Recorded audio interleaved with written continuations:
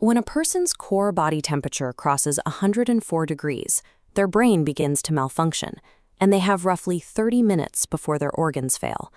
But if you know exactly what to do, exertional heat stroke has a proven 100% survival rate. The catch is that you have to start cooling them within 10 minutes of their collapse. We are going to walk through the 5-step emergency protocol to recognize the signs of a heat stroke and rapidly pull a victim's core temperature down. To pull this off, you need a phone, a massive amount of ice and water, and either a tub or a large tarp. Because waiting for an ambulance to arrive is a gamble you cannot afford. Your immediate physical intervention is the only thing standing between this person and permanent cellular damage. Step 1 is the brain check. The definitive line between treatable heat exhaustion and a deadly heat stroke is central nervous system dysfunction. You need to look for severe confusion, sudden agitation, slurred speech, or staggering. If someone who has been out in the heat starts acting aggressively or irrationally, their brain is quite literally cooking. And do not wait for them to stop sweating. Athletes suffering from exertional heat stroke, like Minnesota Vikings lineman Corey Stringer, are often sweating profusely when they collapse. Step 2 is activating emergency services. The precise moment you confirm that altered mental state, call 911. But you do not stop there. You have to follow the golden rule of sports medicine: cool first, transport second.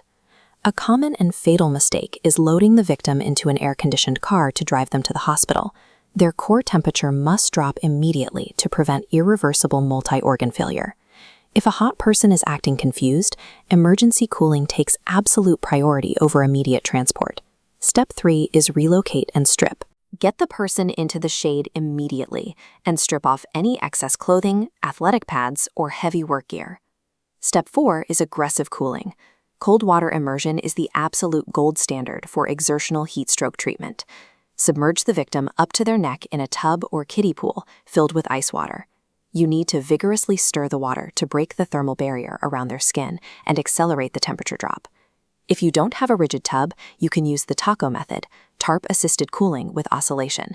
Have multiple people hold the edges of a large tarp to create a makeshift hammock, fill it with ice water, and rock the victim back and forth.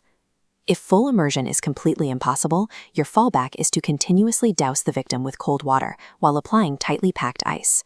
You have to place those ice packs on specific anatomical targets: the neck, the armpits, and the groin. These zones house massive blood vessels close to the skin. Aggressive whole-body cooling serves a mechanical purpose.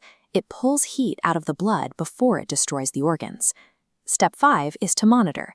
You need to stop cooling once their core temperature reaches roughly 101 to 102 degrees Fahrenheit to prevent an overshoot into dangerous hypothermia.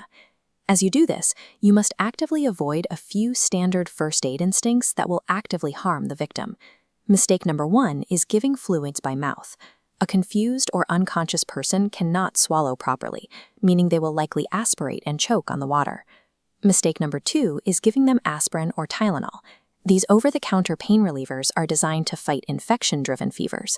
They do absolutely nothing against environmental hyperthermia, and they will actually inflict further damage on a liver and kidneys that are already under extreme thermal stress. Mistake number 3 is relying on a fan alone to cool the victim down.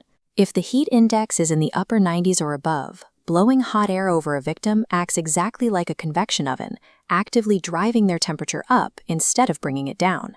In a heat stroke crisis, less is not more. Doing the wrong thing is fatal, so stick exclusively to external ice and cold water. By rapidly dropping that core temperature below 104 degrees, you stabilize the organs, prevent brain damage, and buy the time necessary for a safe handoff to paramedics. Remember the ultimate diagnostic formula: heat exposure plus confusion equals a heat stroke. And always follow the golden rule of survival: cool first, transport second.